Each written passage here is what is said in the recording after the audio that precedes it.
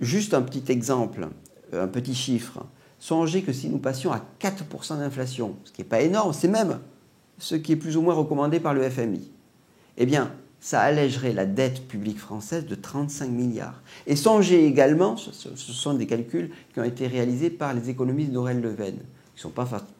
forcément favorables à un retour de l'inflation. Et songez aussi qu'avec 7% d'inflation, ce qui effectivement est quand même un peu plus élevé, eh bien la France, il suffirait de quelques années pour que la France redescende au fameux plafond de Maastricht, qui est 60% de dette en PIB. Donc, la morale de l'histoire, elle est assez contre-intuitive, c'est qu'à partir du moment où